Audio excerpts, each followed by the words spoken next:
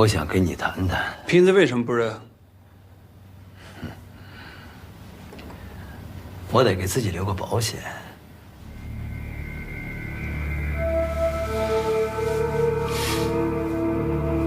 你要什么？我放在彭娟家的东西已经拿走了吧？那东西卖的钱我要一半，还有我要出去。我跟你说过了，无罪释放是不可能的。我顶多帮你争取一下，少判个几年。宋律师，你那么大本事，一定会有办法的。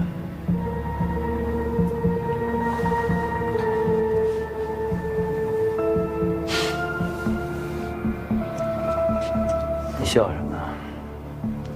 我问你话呢。王大志，你是在威胁我吗？你信不信？我把他供出去。好啊。他叫什么？你知道他长什么样子吗？承认盗窃那种级别的文物，你一辈子别想出去了。宋白云，你阴我！我阴你干嘛呀？我为什么要阴你啊？凡事都是要讲究证据的。就算你现在把警察叫进来告发我宋白云，他们在我身上什么也查不出来。我还能告你一个诬陷罪，直接把你丢下不管。什么意思啊你？啊？我什么意思啊？我能有什么意思啊？还是那句话，我呢，争取一下，帮你少判个几年，别来跟你老娘松手。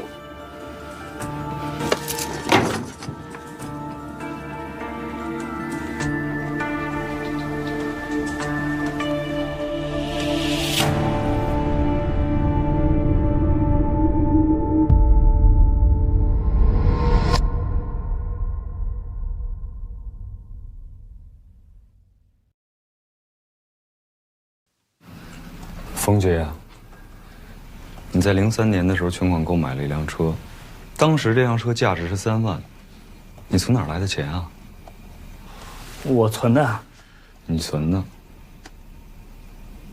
99年的时候，你的银行账户几乎没有存款，而且你每年收入都固定的，你从哪儿存的钱？我接了一个烧活，就赚了一笔啊！当时是谁找的你？接的什么活？都10几年了，早忘了。停一下。公安调查了银行流水和车房购买记录，只有这个冯杰买车的钱来路不明，非常可疑。而且远浩在冯杰家卧室的床下面发现了另外一只瓶子。行啊，你们2位这回又给技术处理功了，辛苦啊！应该的，继续。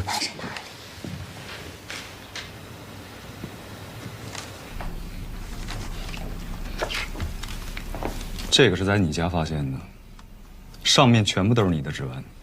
这2只瓶子是不是都是你烧的？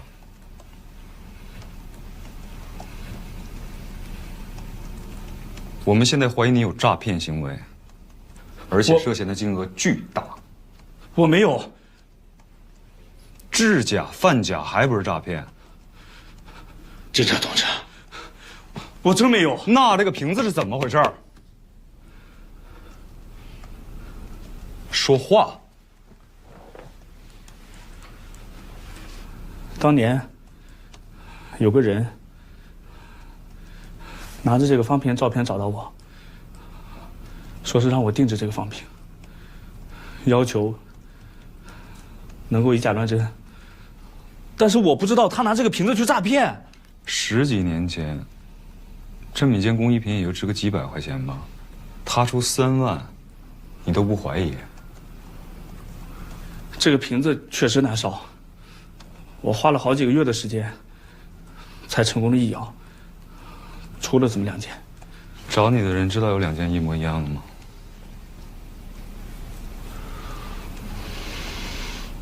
我舍不得砸，我就留下了。这么多年，你一直都藏在床下面。这期间，我拿出来几次给别人看过，但是没有人愿意出高价。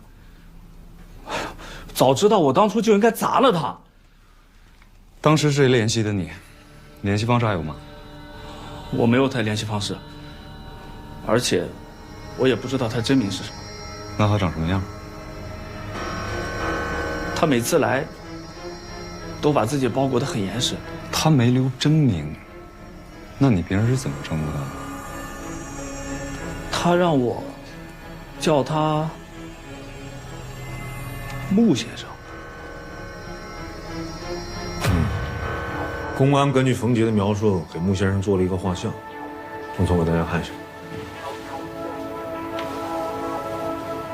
哎，这个不是博物馆监控录像拍到的人吗？公安高度怀疑，这个穆先生很可能就是和王大治联手实施盗窃的人，所以图队又提审了王大治。王大治承认了自己认识穆先生，但是呢没见过，也不知道这个穆先生长什么样，所以没有什么有效信息。没事儿，只要有证据，就算是零口供，这案子也能推下去。我们会继续查。现在这个案子的关键就是在于揪出这个穆先生。哦，对了，那个公安已经拿到了冯杰的通讯设备。小陆、晴晴，你们查一下，看看有什么可疑信息。好。还有杨波，图队怀疑这个冯杰可能还有没交代，你研究一下他的笔录，给他做个策划。好啊，大家就赶紧抓紧忙活起来吧。行吧，散会。好。谢谢。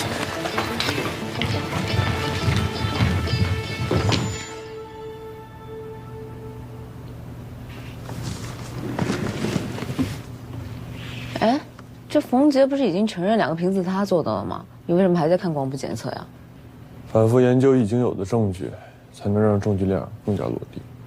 哎，那个瓶子你怎么找到的呀？我瞎蒙的。好好说话。查指纹嘛。但是每个人在自己生活环境里都会留下大量的指纹啊。这指纹的分布也能说明这个人的生活轨迹，但是找到这个瓶子，真的是意外惊喜。等于说瞎蒙现在也是一种技术。不是，这就说明我运气好，人品好。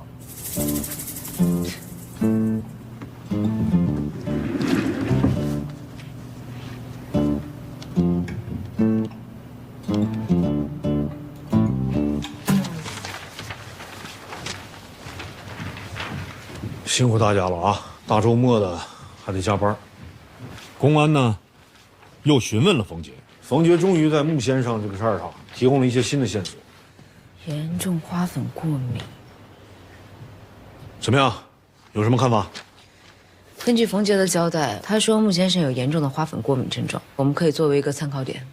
很难，花粉过敏属于速发性过敏反应，有长期发作的可能，也有临时发作的可能。远浩说的也没错，但是关于穆先生的信息点，我们确实太少，所以一个点都不能放过。冯杰也交代，说他只记得这个穆先生开一辆黑色丰田车，至于型号、车牌没有印象了。公安去车管所调取了信息，03年，我市黑色丰田车保有量是3120天，这是一个庞大的检查量，而且我们还不能排除他这个车是租的或者是借的，我们呢不能放过任何一个可能性。小陆啊，你也想一想，看看有什么好的方法能稍微查得快一点。现在仅有身高数据和花粉过敏2条信息，辅助性的参数还是太少了。要想继续查下去，可能还是很困难。我们想办法。行，抓紧时间弄起来，好吧？散会。好，老周，有没有我能负责的？等等吧，找着穆先生再说，好吧？啊。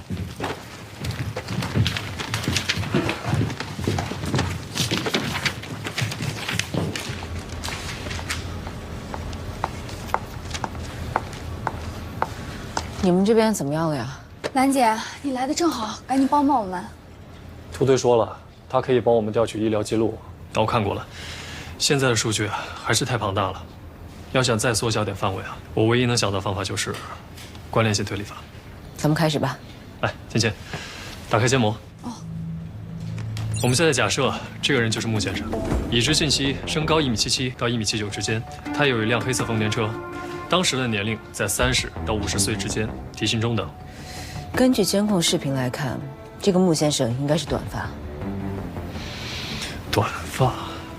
芊芊，根据当时驾驶证上的照片进行检索。521条。还有，这个穆先生对古董非常了解，他要么就从事相关的行业，要么就是有相关的学术背景。文化背景。当时这个穆先生是开车去找的冯杰，那如果车是他的，他经济条件一定不差，而且他也没想伪装自己，要不然也不会开车去。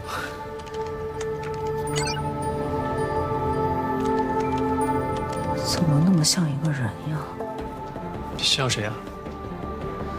不可能。没什么，我能想到差不多这些了。你已经帮我们大忙了，剩下的就交给我们吧。芊芊，整理一下，发给兔队。好的。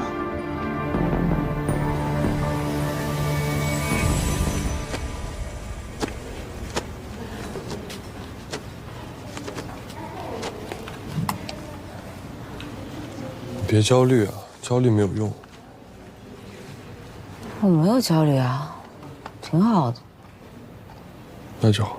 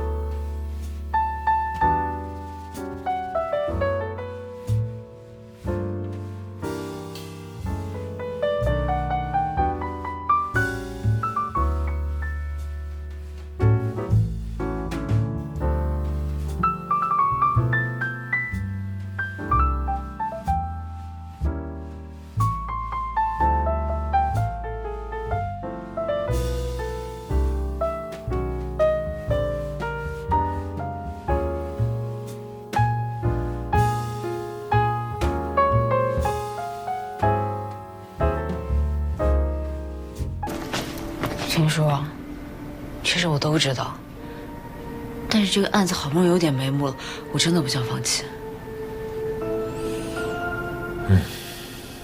我知道，有需要我的你就叫我一声。知道了，谢谢秦叔。回去吧，回去工作吧。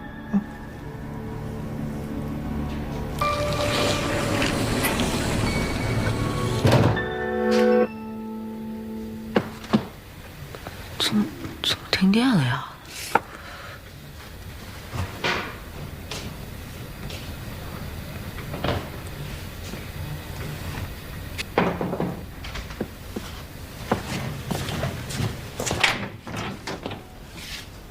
刚刚跳闸了，我刚给合上。你在房间里搞什么发明呢？超负荷？我没有，我那屋暖气不好使，我开了会儿空调，可能是线路老化了吧。这样，你跟你姑说一下，那暖气片该换了，这线路也得换一下。这个先拿着，总是跳闸也不行。走了。等一下，我有个问题想问你。如果你信任的人不是你想的那样，怎么办呀？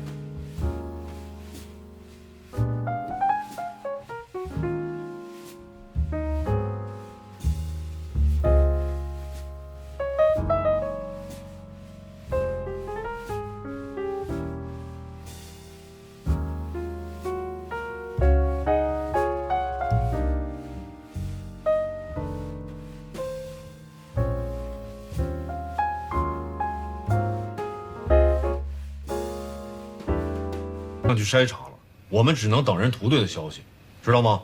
我不是怕冯杰记错了吗？不能让涂队他们白忙活吗？林兰，案件是一个环节一个环节查，没有结果也是结果，不会白忙。你的心情我可以理解，但是请你记住，工作就是工作，着急容易犯错误，知道吗？来，老周，哎，来。啊，没事，怎么了？啊，我刚才查人体过敏的资料，发现这个冯杰的口供有点问题，但我不太确定，我想跟您商量商量。嗯，行，我会把你这个想法跟涂队说一下，啊。好。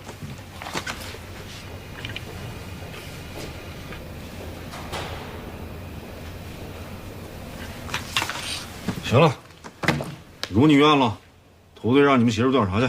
好嘞。这样，李刚，这是你要的照片，谢谢。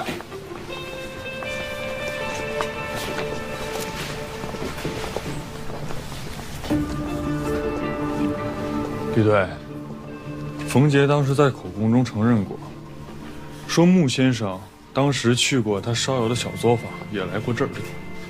对，穆先生和冯杰一直都是在土窑接触。只有曲贤那天来过这儿。啊，对，我还需要03年时候冯杰作坊的照片，这里边没有了。我们找过，确实没有。嗯，有问题找政府啊。喂，大家注意了，谁家存着2003年老冯家土窑的照片？麻烦送一趟村委会，麻烦送趟村委会啊！是这意思吧？是的，谢谢。协助你们公安同志破案，本来就是我们该做的。合影也行啊，只要背景是老冯家土窑就行，啊，你们都抓点紧啊，我急着用啊。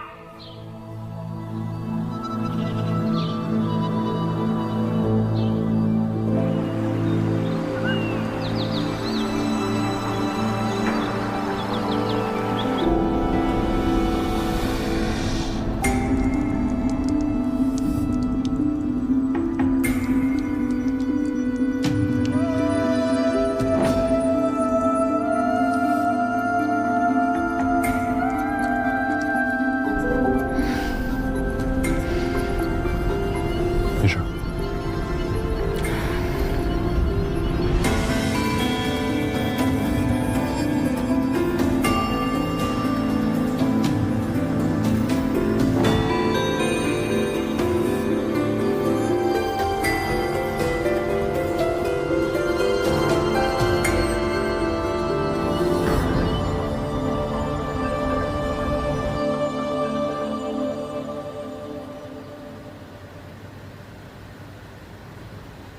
还不下班啊？怎么可能？我不等到结果，我是不会走的。你在看什么呢？来，你看看。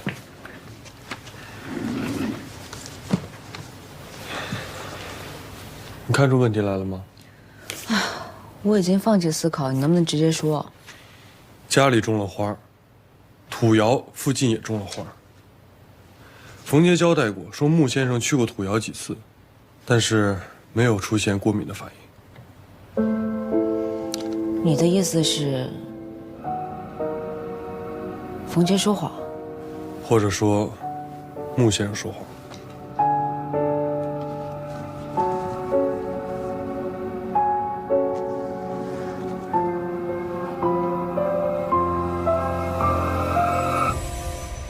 公安已经连夜调查了符合条件的丰田车主的病历，既符合时间节点，又去看过眼科的人，总共只有13个人。名单中有几个人目前已经不在韩江市了。秦修文，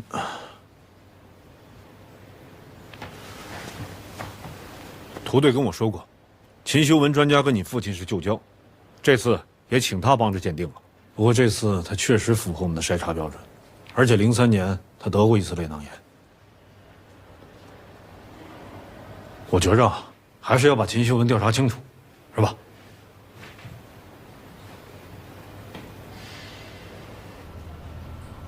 监控中的嫌疑人特征清晰，我们是不是可以通过视频来分析一下血型特征10多年了，这鞋不好找。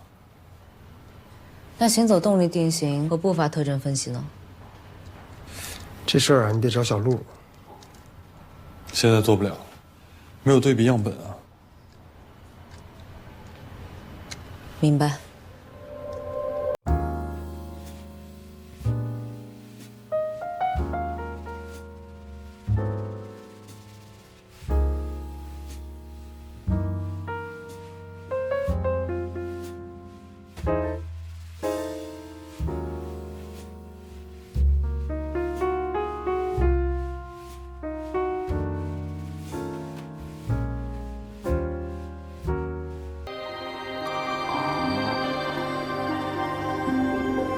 如果这事儿真的跟秦叔叔有关，哎，来，站起来了，站起来，来，哎，你把那个帽子给他弄正了啊！加油！往里。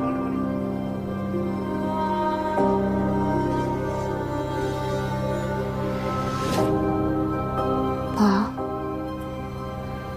你说我现在应该怎么办？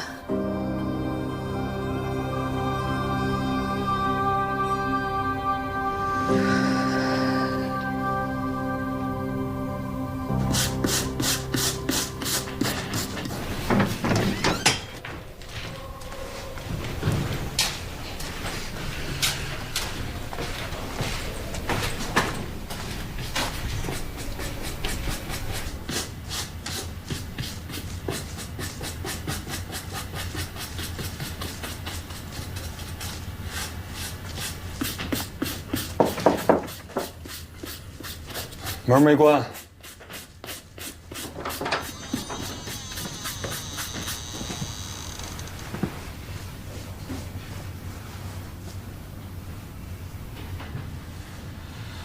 如果你想问我的意见啊，那就是面对你内心的怀疑，然后上报。我怀疑什么呀？你跟秦修文认识这么多年，你怀疑什么？你自己应该知道啊。你知道秦叔叔跟我爸什么关系吗？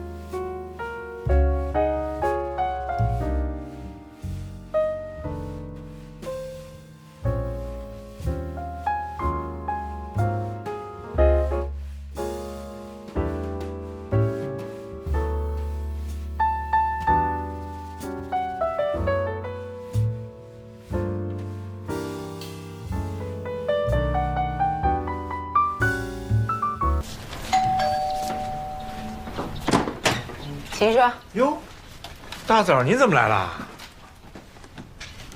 又抽烟。就一口，就一口。我今天去早餐店，看这油条是现炸的，特新鲜。想你好这口，马上给你买过来了。正好，我还没吃早饭呢。那你赶紧吃吧。好。哎呀，你这单身男人碗都不洗。啊，昨天小石东有事儿。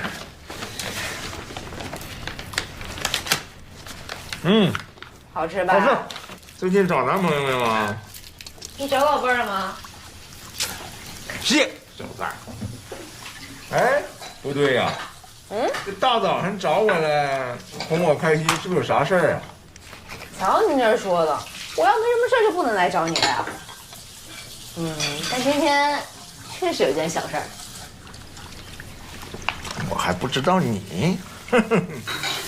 不过兰兰的事儿就是叔叔的事儿。秦叔啊，说吧。你这儿之前不是有很多古董书吗？我最近在查那个国宝案，我想找一些资料书看一下。就这点小事儿啊？你亲自跑一趟，你着急吗？着急。行，上去给你拿去。好，给你拿去啊。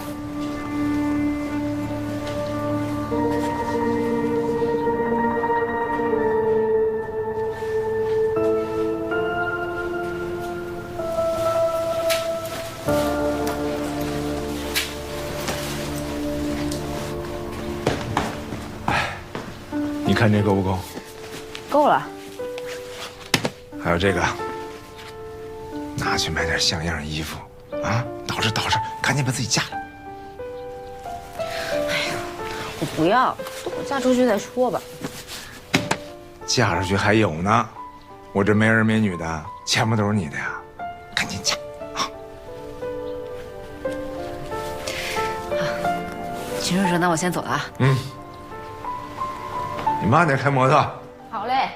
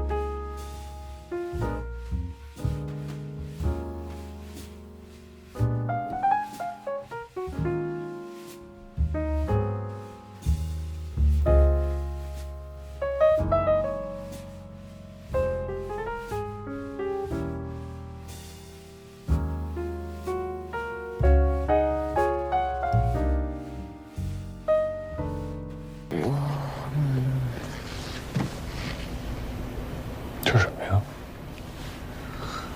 秦叔叔的身高。哪儿来的？我今儿早拍的。哎，你看啊，这秦叔叔身高1.75米，监控视频里面的人身高是1.77米到1.79米。李兰，你私自去找秦修文，这属于违规调查呀。哦。但纪律就是纪律。我要找到确实的证据。那你把视频交给老钟，算是咱俩一块儿去的。不需要了，秦叔叔跟这个案子没关系。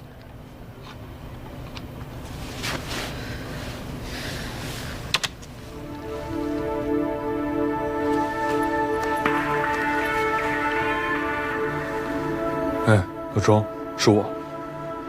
我们一起发现了一个新的证据。对，但是需要声像实验室的配合检验。好，谢谢老周。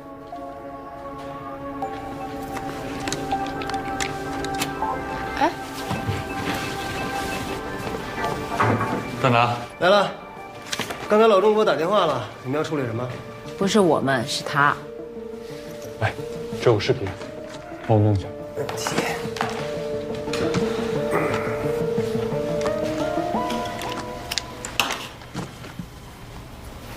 哦，对，停一下，这个位置，帮我放大，做图片清晰处理。没问题，1分钟。好。好了，就是他。我用一下啊。啊。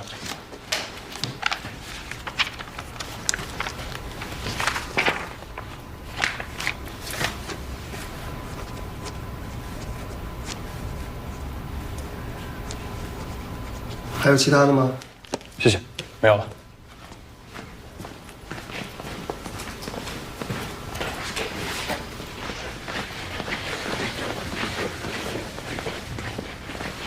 这上点年纪吃点保健品没什么问题吧？你要是觉得我说的不对，你就别跟着我了，行吗？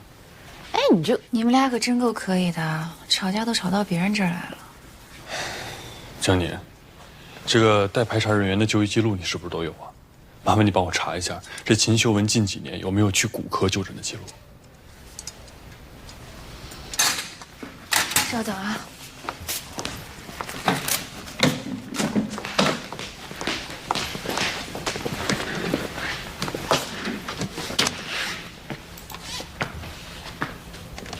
秦秀文，哎，还真有啊。秦秀文有很严重的骨质疏松，大夫给他开了很多药。有这个症状的人，到了一定年纪，身高会变矮。嗯，也就是说，你刚刚测算秦秀文的身高不是她14年前实际的身高。不好意思啊，我打扰一下，有人跟我解释一下吗？你们俩说的有一个字儿我都听不懂。我会查清楚的。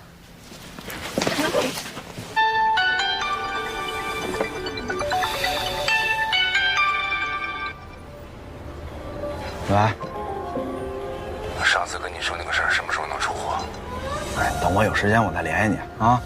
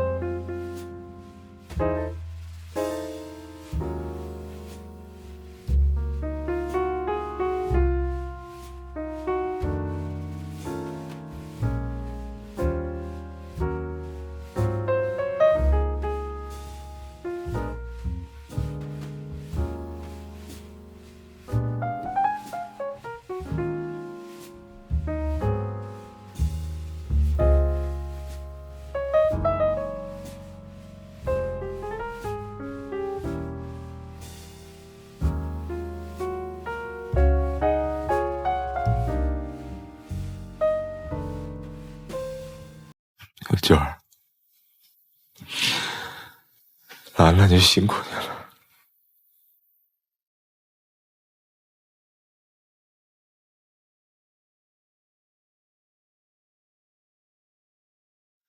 你放心吧，我会把兰兰照顾好的。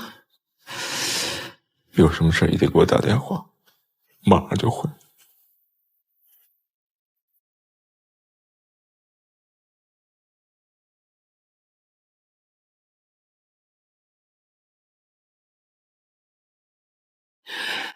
你哪来这么多钱？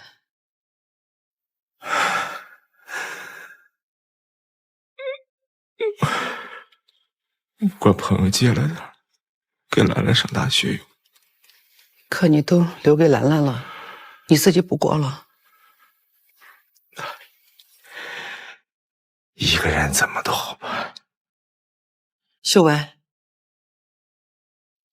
我真不明白，你为什么那么着急去深圳？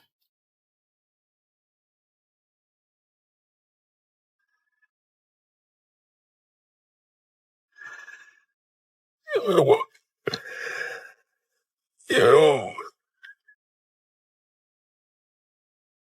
我要换个活法。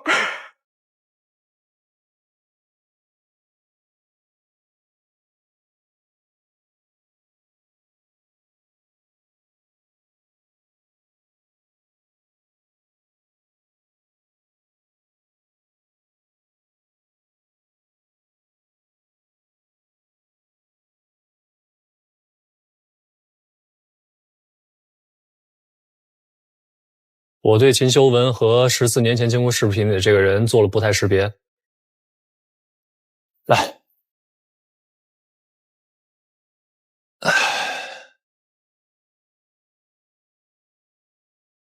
步态分析的结果显示，秦修文与监控录像中男子对比，特征重合率65%。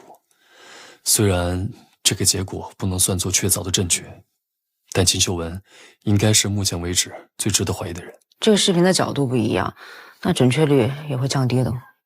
这非同一角度下能有这样的重合率？65%啊，不也是可能吗？证据必须100%，没有可能，所以我们还需要更多的证据去还原真相。小陆，你把这个视频的结果汇报给老钟，是否对秦修文进行进一步调查，还得让他和土队决定。行，没事。怎么，大哥，你不高兴啊？我没事。哎，今天中午食堂海鲜饭，要不咱们一块？我有事儿，你自己吃吧。钟检察官，秦修文让我去他家一趟，我觉得一定有事儿。那我回来再向你汇报。好。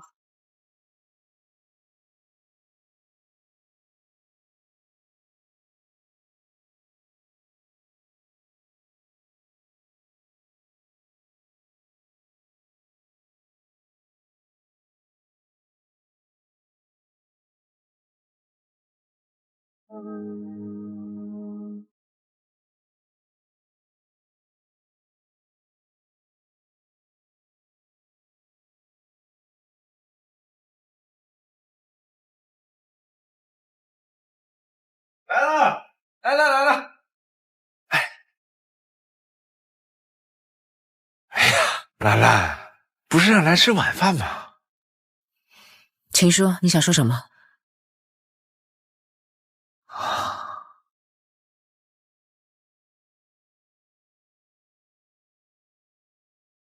进屋再说吧。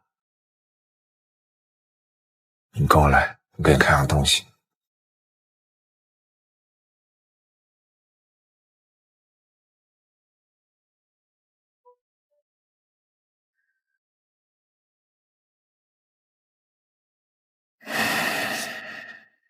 你跟我说这些，就是想说你和国保安没有关系是吧？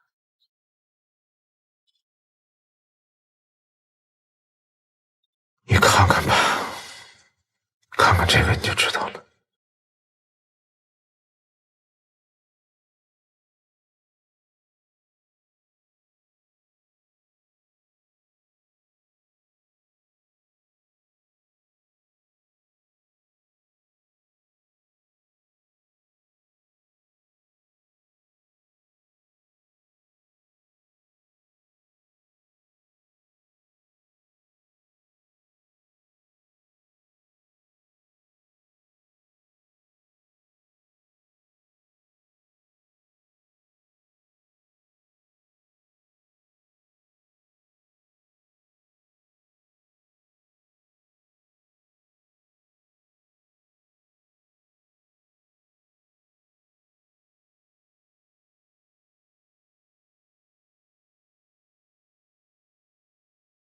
小勇，这个瓶子你不能拿走。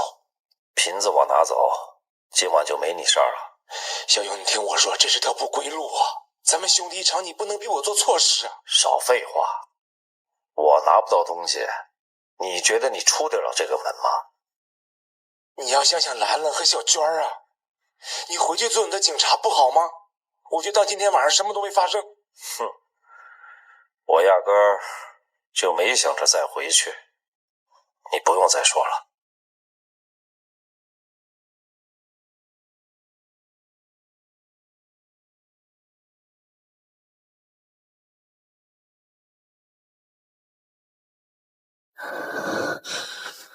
哎，从新军文家回来了。啊？新证据？别动！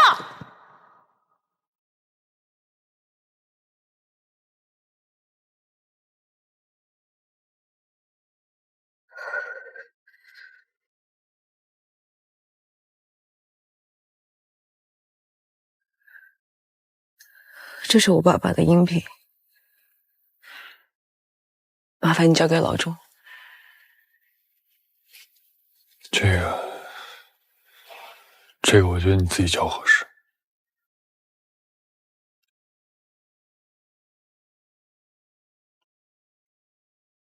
拜托了。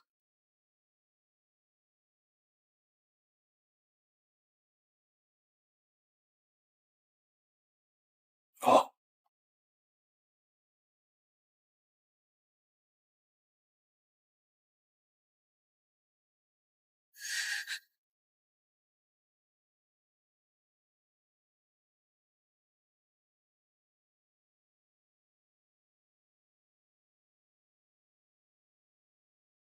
这个位置和这个位置咱们都去查过了，没有什么有效的信息。老周，来，老周，林兰中午的时候去找了趟秦秀文，回来的时候让我把这个交给你。这什么呀？我不知道。人呢？不知道。什么情况啊？而且他情绪还有点低落。黑夜是向更深的彼岸，阳夕的迷雾模糊了边界。那天晚上，你爸爸从包里掏出来一个古董瓶子，我认出来了，他就是博物馆丢的那个。但他拿过瓶子，头也不回就走。等我再见到他，他就已经死了。我劝过他，但他已经回不了头了。这个奖章啊，是爸爸工作表现不错，奖励给爸爸的。爸爸给你带上。在黑暗里站成一道闪电，短暂的挣扎，寂静无声的世界，照亮每一次未知的冒险，哪怕只有一个瞬间。你回去做你的警察不好吗？我觉得到今天晚上什么都没发生。哼，我压根儿就没想着再回去，你不用再说了。你马上整理一下，发给团队。好，通知技术处开会。是。哎，把燕初也请上。好的。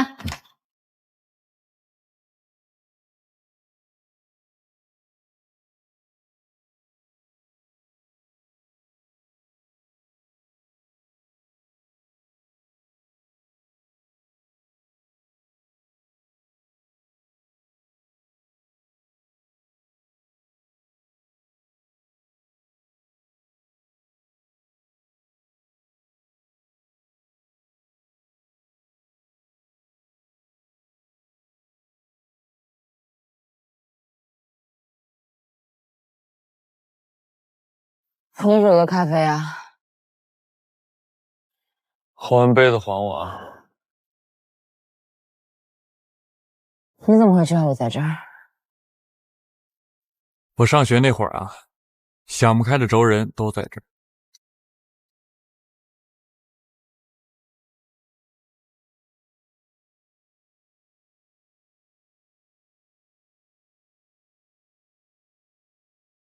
还你。一会儿开会，我给你请假了。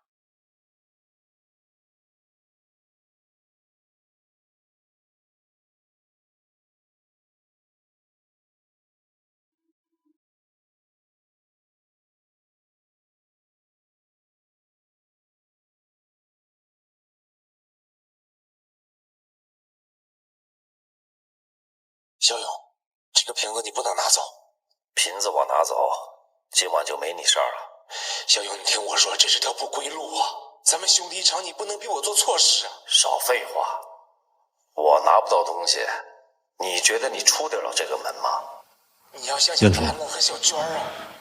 您当年跟林队比较熟，你觉得这个声音，我压根儿林队去世那么长时间了。我也不太好判断。你当年做助理检察官的时候，跟林队也有接触，你觉得呢？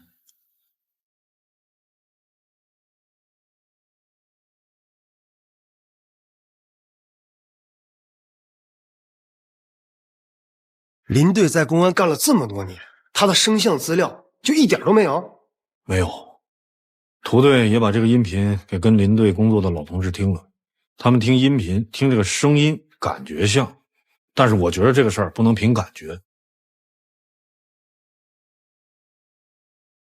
哎，技术处能不能想想办法？钟处，这个事儿我们方便参与吗？方便。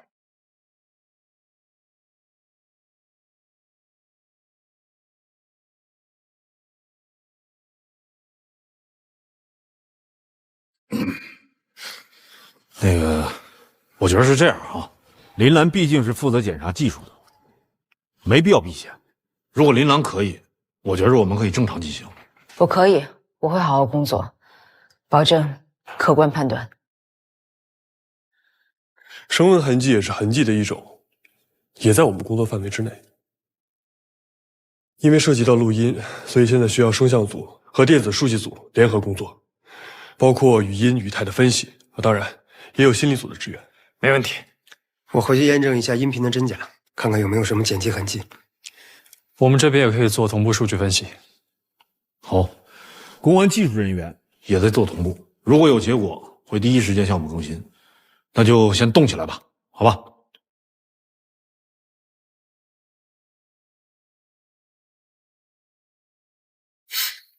大哥，你没事吧？都别说了，找到真相，这是对我最大的安慰。你们先都回去吧。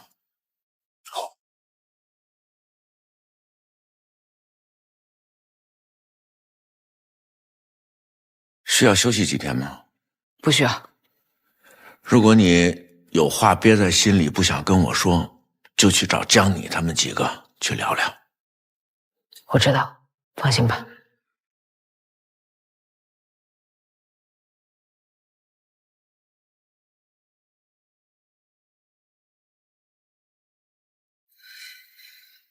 秦先生做什么工作的？现在做一些古董生意，给市里有时候也兼职做一些个古董鉴定。您做这行多久了？哎呀，我大学是学历史的，毕业之后也就干这个了。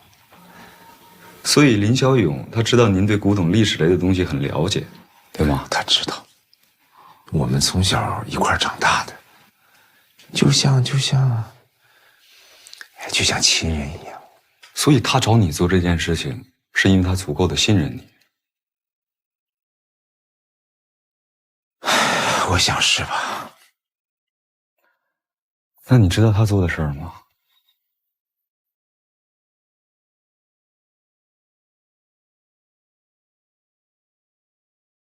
那个时候啊，有那么一段时间，他老拿一些东西让我看真假。后来我就有点怀疑了，我说你这些东西从哪儿来的呀？他也就跟我坦白了，而且还让我加入他们团伙。我这个人就干不来这个事情，我就劝他退出来。我两个人一来二去，那个时候关系闹得挺僵的。那你们后来都没有再联系过？不怎么联系了。先生，喝水。哎，既然像亲人一样的关系，你当时为什么要录音啊？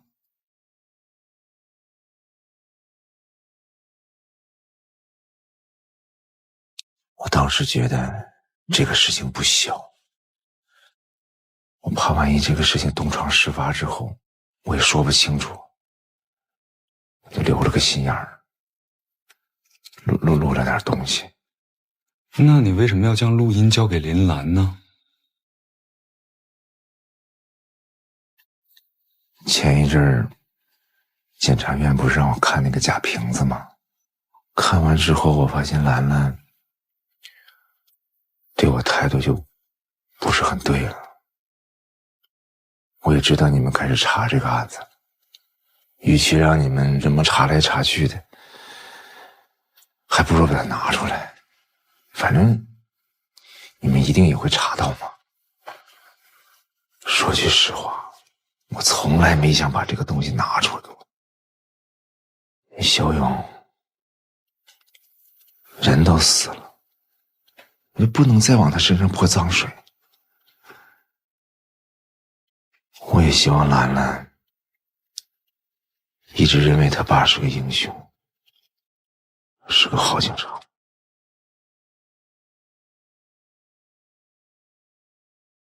那你知道林小勇为什么会突然死亡吗？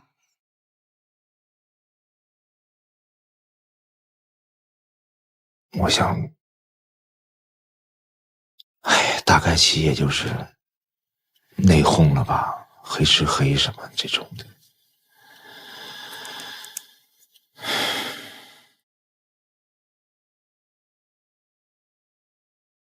关于车辆的问题，我们对秦秋文再次进行了询问，他也承认了，03年的时候，他开了一辆黑色的丰田车。不过你再问他其他的事儿，他基本上就是一问三不知。我们现在正对他的财务状况、社会关系进行调查，目前还没什么结果。针对录音的询问也毫无破绽。现在的关键还是证据太少。不过呢，这2次问话呀，我们对他的声纹都进行了采样，可以跟之前的声音进行比对。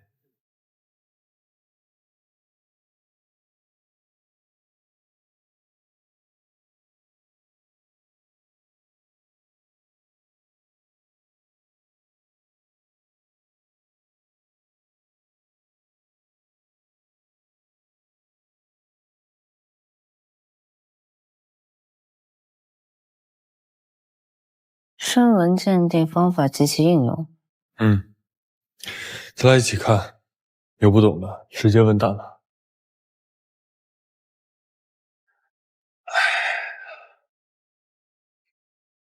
小勇，这个瓶子你不能拿走，瓶子我拿走，今晚就没你事儿了。小勇，你听我说，这是条不归路啊！咱们兄弟一场，你不能对我做错事。少废话，我拿不到东西，你觉得你出得了这个门吗？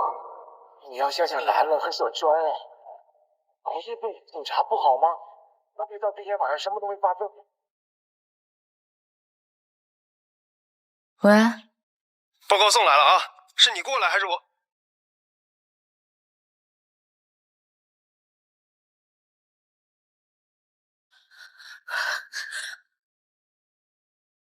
老何，怎么样？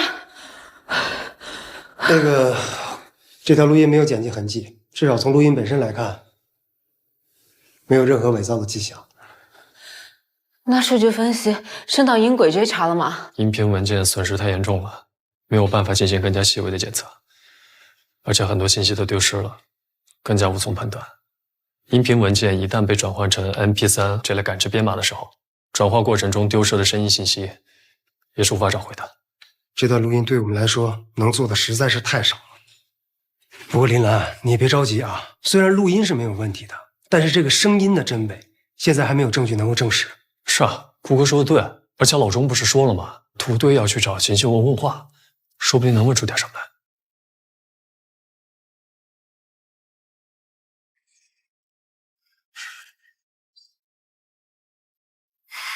哎，老庄，不好意思啊，我想问一下，秦修文的询问结果怎么样了？方便吗？公安刚刚结束对秦秀文的询问，没有任何破绽。你是帮林兰问的吧？你帮我跟他说一声吧。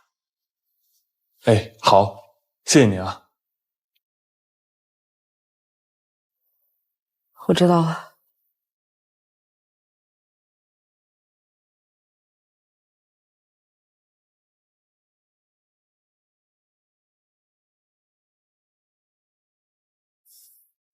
警察，辛苦你们了啊，没事。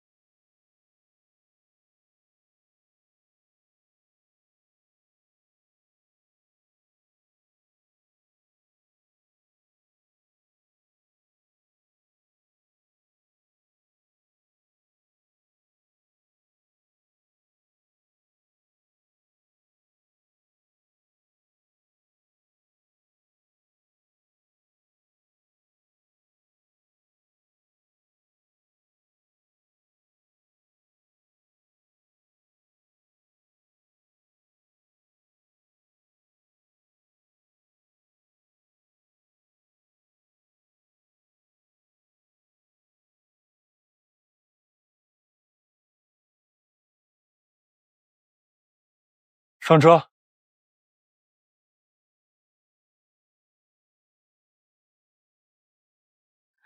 你是在可怜我吗？你也可以下车呀。为什么倒霉的事都发生在今天？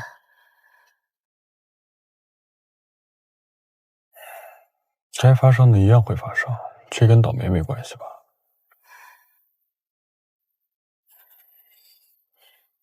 我觉得你真该休息一下了。你什么意思啊？你现在这个状态，不太适合继续在这个案子里工作。你的意思是让我回避吗？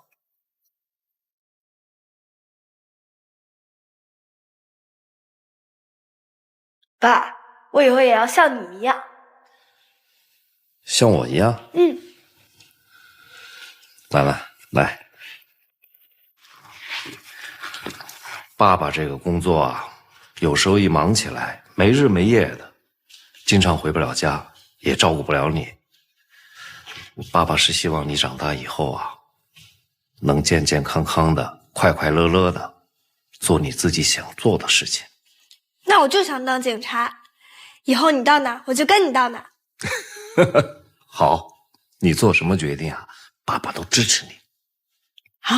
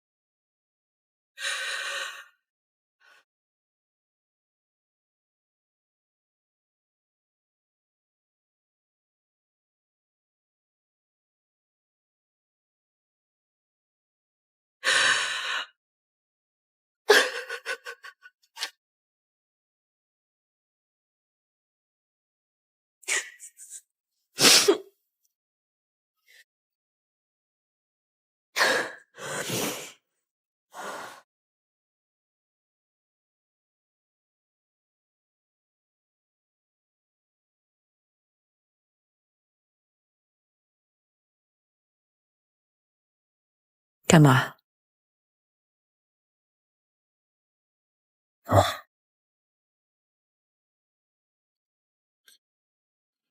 这个趁热吃，我只会做这一种。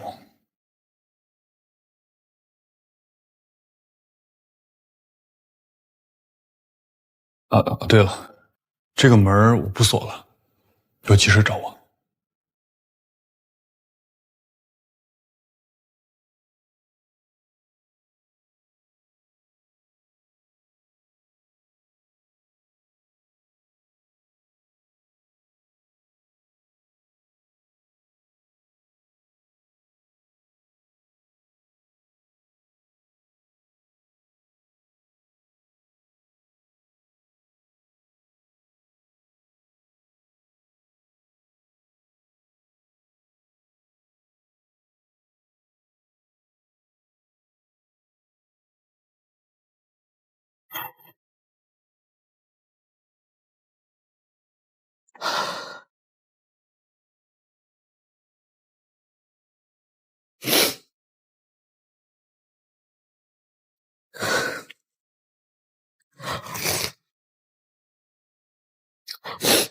肉的来俩。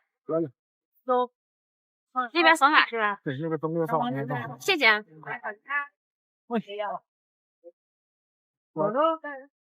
喂，燕楚。咱俩包子我们好喝了。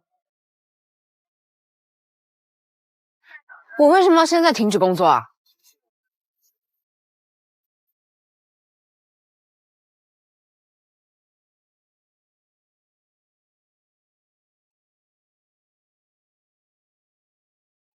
回单位。图队那边给消息了，暂时没有找到林小勇的音频资料。毕竟10几年过去了，难度确实有点大。但图队呢也没放弃，已经发动当年跟林小勇一起工作的老同志，看谁手里有音频资料。哎，连主，我想跟你商量一下，你说这事儿问问林兰，还是再等等图队那边消息吧。现在给他希望，将来失望更大。钟楚。哎，林兰。燕楚，我工作还没有完成，这个案子还没有结，你为什么要这个时候赶我走？辞职是你自己主动提出来的，现在好不容易走流程了，那怎么是我赶你走呢？燕楚，我还不想走，你让我把这个案子更完好不好？这声纹痕迹鉴定不也是我们负责吗？不行。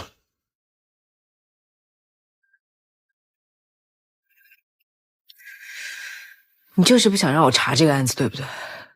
就因为我爸跟这个案子有关。林兰，有话好好说，别急啊。那个，这样，林兰，你先回去，我跟燕楚商量商量，行吗？听话，快，先回去，快。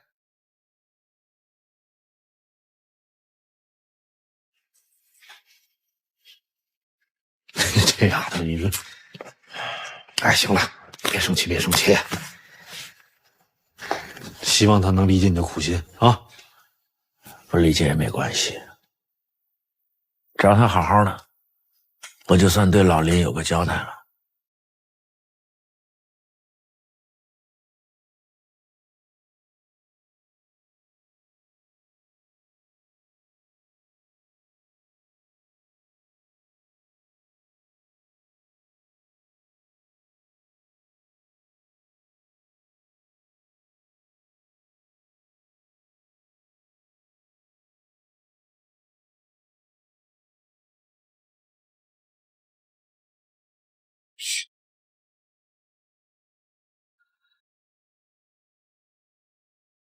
这是个人资料，带走吧。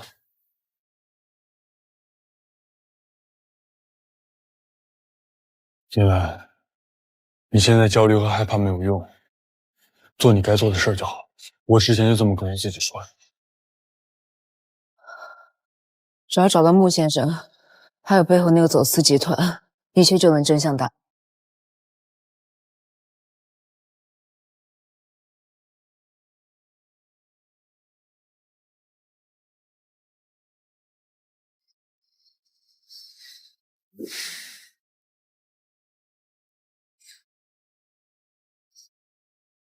来，进来。燕卓，哎，坐。是这样，之前组织上对你的去留啊，一直持保留态度，但这段时间你的工作非常突出，这个上级领导就觉得啊，对一个犯过错误的同志，也要给他机会，所以呢，院里头想呢，就是对你的正式调动进行研究。我是想跟你说呀，这段时间的工作还是要以稳为主，不要冒进。明白。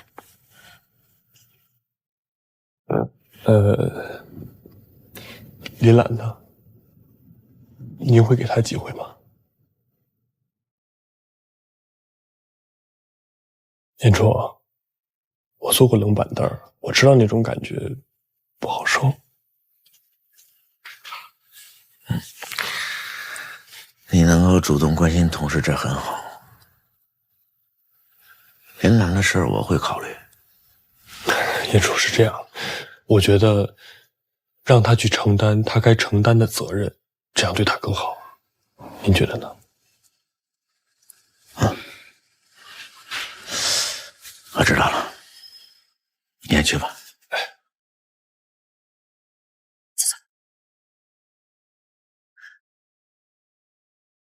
你们俩怎么在这儿偷听啊？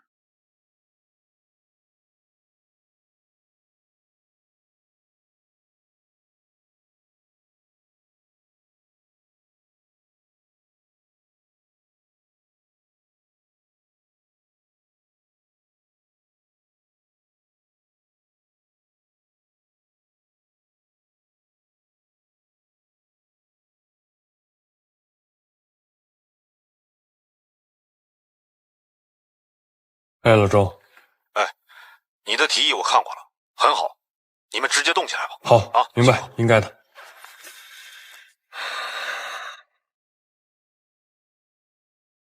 林老师，哎，陈璐，哎，那个新发的学习材料我发到统一办案系统里了，不知道你看了没有？哎，我看了。哎，对，我正好想请你和大拿帮个忙。行啊，什么事你说吧。这不老钟要查穆先生吗？林兰说的对，与其扬汤止沸，不如釜底抽薪。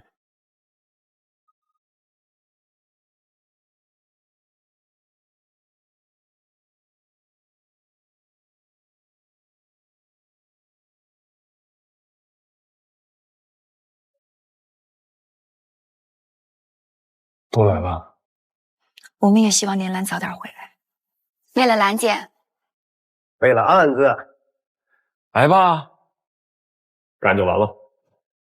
谢谢大家，先把没有头部轮廓的照片先撤下来啊！来，起来。这得有700张了吧？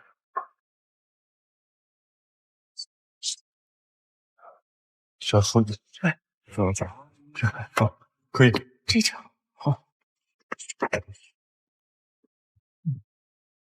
也不知道大郎哥最近怎么样了。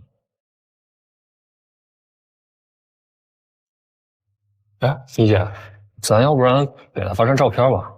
也忙活这么半天了，拍个深夜食堂给他看看。我没在努力。芊芊，报四拍杆拿来，让他上啊！上什么火？告诉他欠我们一顿饭呢。来，先拍一张，先拍一张，来吧，来，都进来了啊！3、2、1。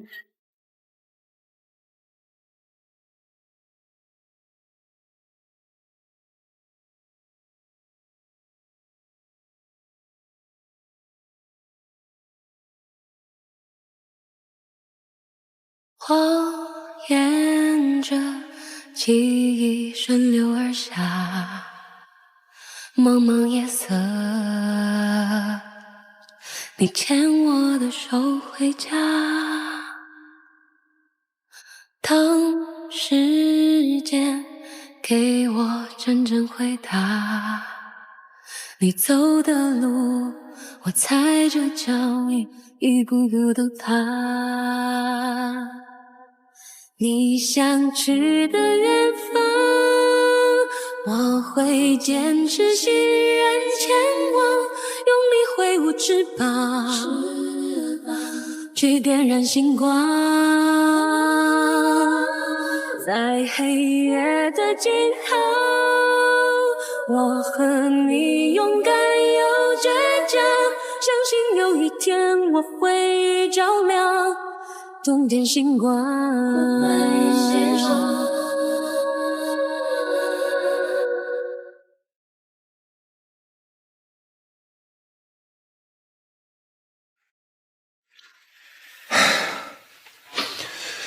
东西给了？给了，我应该是暴露了。你知道你为什么遇事就慌吗？因为你不懂法。这房子抵押贷款我给你办好了。上次给你的鼻息，你要是觉得不安全，就换个地方。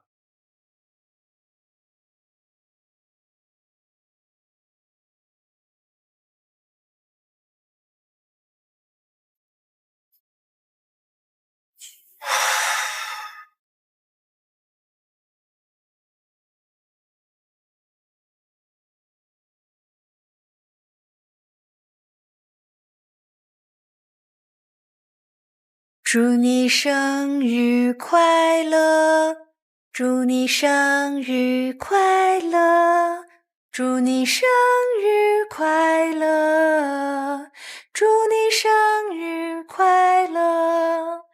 爸，我给你煮了长寿面，祝你生日快乐。行啊，闺女儿，会给爸爸做面了。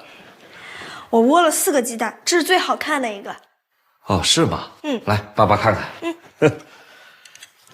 不错。哎，那其他仨呢？我吃了。你吃了，没噎着你吧？没有。爸，你快趁热吃吧。好。味道不错，有点爸爸的意思了啊。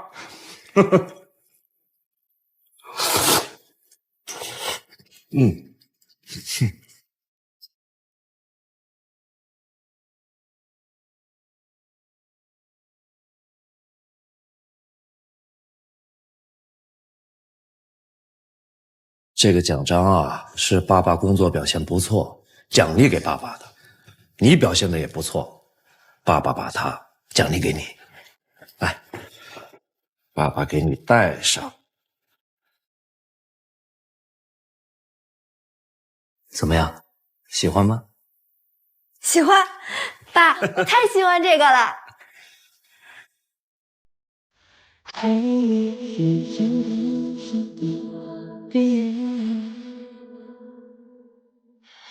游戏的你，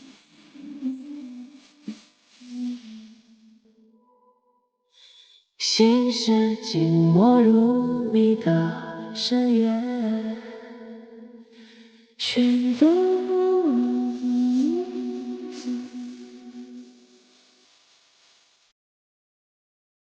谎言自己知道了答案。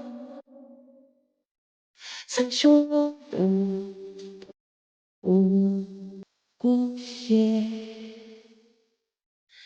谁知道它在风暴中现，身为父母有一反骨。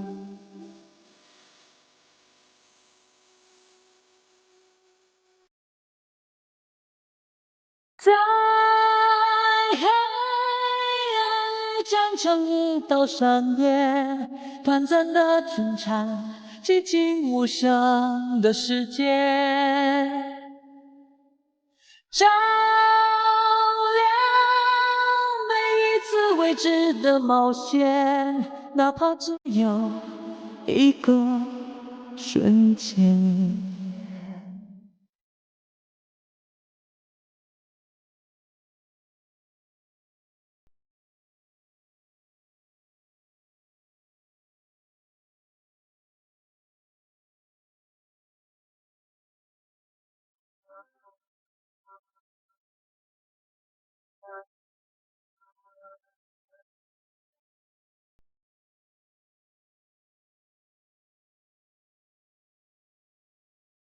明明是白天，却寂静的吓人。白昼的罪恶比黑夜更可怕，我的伙伴，别低头，奔跑吧，在黑暗里站成一道闪电，短暂的挣扎，寂静无声的世界，照亮每一次未知的冒险，哪怕只有一个瞬间。在黑暗燃成一道火焰，倔强的对抗，侵蚀白昼的梦魇。就算是一个微小的盲点，但到最后只会真相。黑夜是向更深的彼岸，冲破了真相在眼前。